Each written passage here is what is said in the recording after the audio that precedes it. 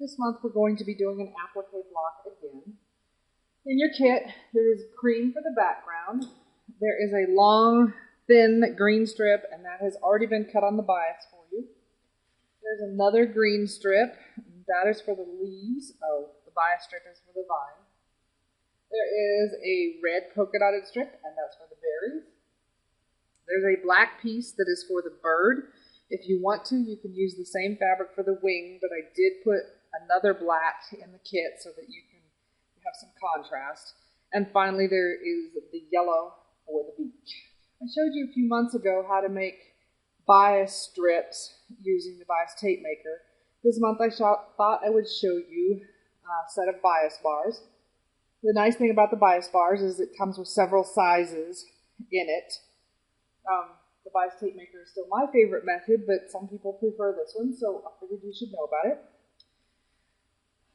If you're using the bias bars, then the strip that was provided in the kit, you can use it as is. If you choose to use the bias tape maker, you're going to need to trim it down. Your first step is to fold the bias strip wrong sides together. And then if you want to, you can measure your bias bar and then mark that way. Or just put the bias bar down on the strip.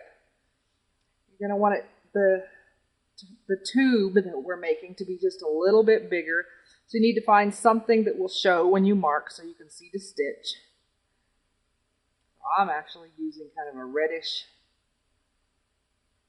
orange colored pencil. I was hoping that would show on the camera. And just keep moving all the way down the strip and mark it. Once you have your bias strip marked, then go ahead and pin the strip together, aligning the cut edges, and it's still wrong sides together. Then I'm going to take it to the sewing machine and just stitch along that marked line. The marking's not going to show, and neither is the stitching, so you really don't care what color thread is in your sewing machine. I've stitched to the sewing machine. It's really not a big deal what stitch length. I just used the standard one. And now I'm going to trim my seam allowance close. When you're doing it on bias bars, you want this seam allowance narrow enough that it's going to hide behind the strip. So let me cut that. I've trimmed my seam allowance to 1/8 of an inch or less. This is plenty narrow on this one, but if you were doing 1/8 inch bias tape or bias for vines, you might have to go even narrower because you want it to hide behind. The bias bars are heat-resistant plastic, and they have one end that's rounded, and the other end is not. So we're going to take the rounded end and insert it into our bias strip, and we want to roll that seam so that it's on the back side and so we're centered in the middle. I'm going to just insert this as far as I can go at first, and then I will take an iron, and I'm still waiting for it to heat up, and I'm just going to press that seam to one side as far as I can go. When it's cooled enough to touch it, then you can just push that bar on in and continue on down your strip. Okay, I've pressed this first section and my bar is still in here. So I'm just going to scoot it forward, and if you have to scrunch it a little bit, it's no big deal. To the next section that I want to press.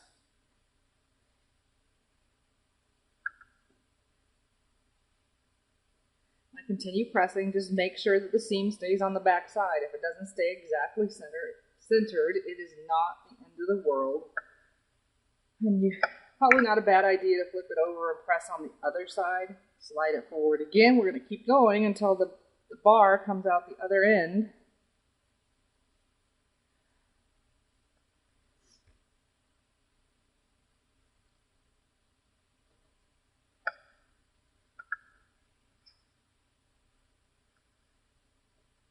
Probably a good idea to let it cool before you pull the bar on out.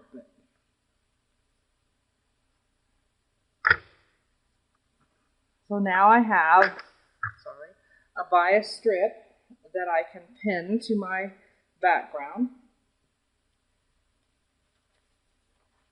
This is the pattern, and all I did was take my background and center it over the square. I did not trim it yet. I like to do my applique and then trim the size afterwards. And I marked where the vine is. You can choose either the top or the bottom. I just happen to choose the top line. I don't mark both. And then we're going to be able to take the bias strip and just position it along that line, pin with applique pins, and stitch with our blind stitch. Once the bias strip is stitched down, then it's time to add the leaves, and you can use any one of the methods that we've talked about before, the freezer paper, the fusible, or the starch and press, and just follow the positioning on the pattern. You can either make an overlay for this, we've talked about that before, or you can put your piece over the pattern on a light box or on a window when it's daylight outside, or if you're lazy like I was the one month when I told you about it, turn on the light in your oven and use that for a light box. After the leaves are stitched onto our block, the next thing is the berries, and we're going to make the circles exactly the same as we've made all the others so far. You either need to cut out a template out of cardboard or heat-resistant template plastic, or you can use the pre-made heat-resistant circles, which is what I do. Trace around the circle first, cut it out with a seam allowance, baste around the edges, pull it up with the template inside, and then starch it, and then take the template out. If you need detailed instructions on that, go back to the video when we made the birdhouse. And after that, it will be putting the bird on, and the bird, again, use whichever method you prefer, like the freezer paper, the starch and press, or the fusible, or any other method you know. And then we're going to come back and embroider the feet. Make sure before you get the bird stitched down that you slide the beak in.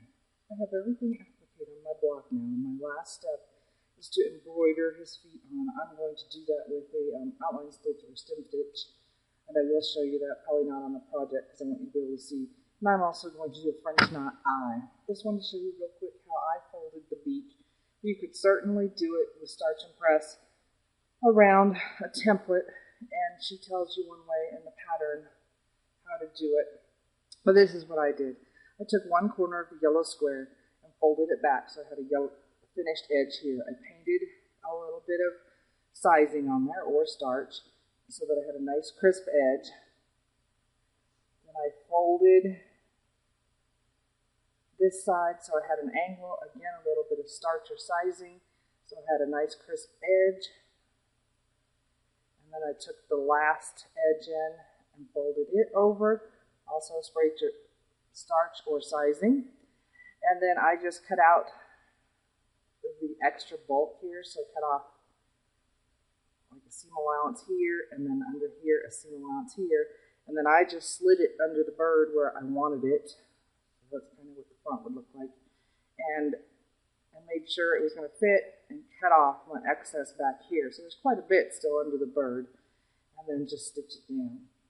I was thinking that if you have been fusing, or if you've been doing applique but you do not want to do hand embroidery and your sewing machine has a triple stitch, you could certainly set that up and stitch the feet in. You could also use a bead for the bird's eye, so you do have options. Here's my block finished. She tells you in the pattern to do 2 rows of stitching. I am going to show you the stitching on a separate piece of fabric. I did 2 rows on the leg part, but only 1 on the toes or the talons or whatever you want to call them. It's too cute to have talons. I did put a French knot eye in. Really, it probably should have been black, but black wasn't going to show, so he got a brown eye. My very last step is going to be to trim this block down to size. The dimensions given in the pattern are 5.5 by 16.5. I haven't done it yet, and I'm not going to right now because I'll be passing this around in class, so I would prefer that the any fraying happen before I trim.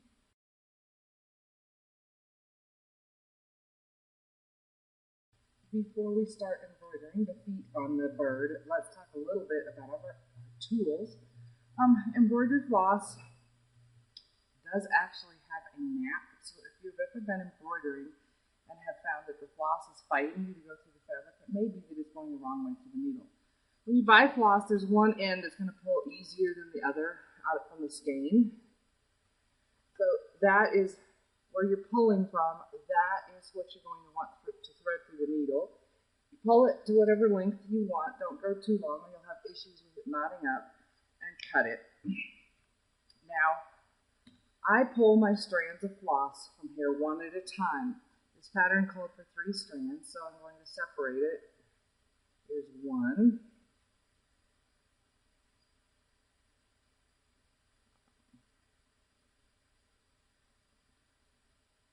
2, 3. That's called stripping the floss, and then I'm going to put it back together exactly the same way as it came off. Smooth it out. And then this end again, that's the end I pulled on, is going to be the one that goes to the needle. When it comes to needles, my favorites are size 11. Hand needles, the higher the number, the smaller the needle. So this is a fairly small embroidery needle. I find that for me, the shorter size of the needle gets me smaller, neater stitches. So that is fairly short. I've threaded the needle, now I need to tie a knot in the end that I cut. You can just tie any type of knot you usually do, but I thought I would show you a quilter's knot. To make a quilter's knot, I'm going to bring the tail, where we want the knot, and put it over the needle and hold it in place. And then we're going to wrap the thread around the needle 2 or 3 times. This is not the tail end. This is not the tail that we're wrapping. This is what's coming off the tail. 1, 2, 3. I'm going to hold those wraps on the needle, no peeking. Pull the needle through, and just keep holding on, pulling all the way to the end, and you'll get a nice, neat knot every time. It might take a little bit of practice the first time. Okay, when I'm embroidering, I use a hoop.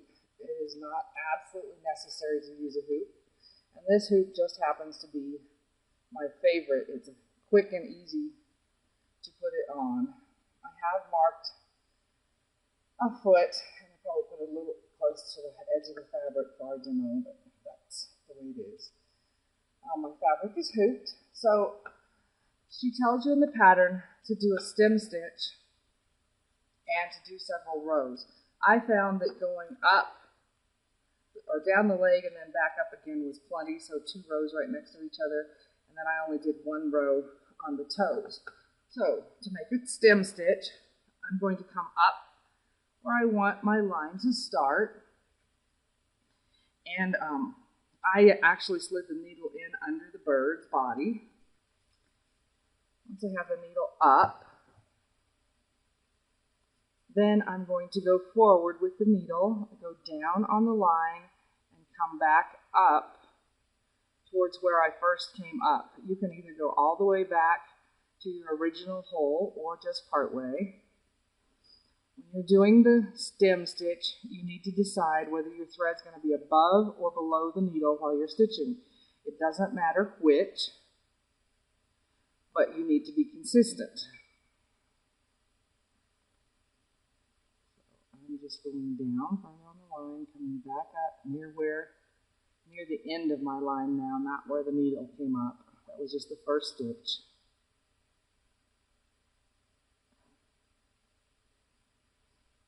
And I'm just going to stitch all the way down through the middle hole. And you can decide how close together you want your stitches to be. Just a little bigger than what I did on the actual sample because I wasn't sitting with a camera between me and the embroidery hoop.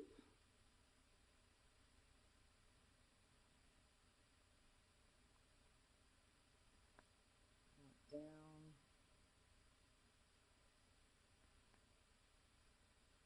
And when I finished my line, I just go straight down.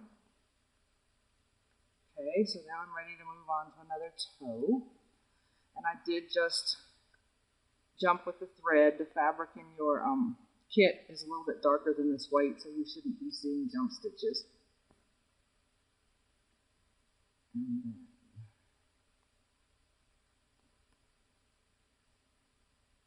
just started at the end again, came up to the middle, and went down to finish that toe.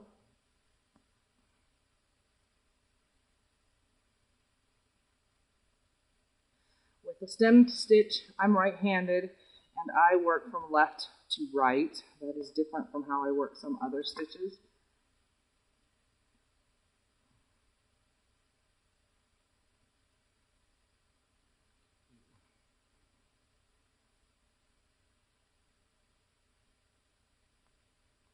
Second toe. And then I want to work another row right, not on the toe. I didn't double the toes. Right next to this row, the original row, going back up his leg. I came up right there at the top of the foot, and I'm just literally right next to it. I'm putting my needle down right next to my first line of stitching.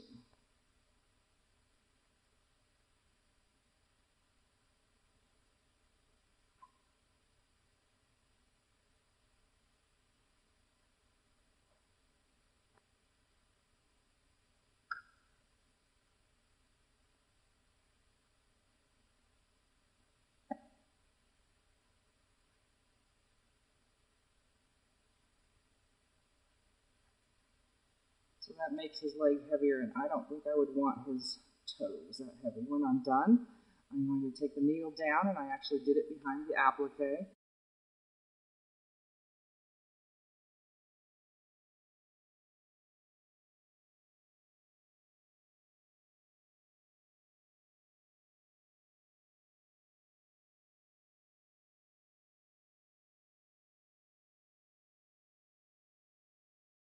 The last thing we need to do for our bird is give him an eye. If you don't want to make a French knot, consider a bead.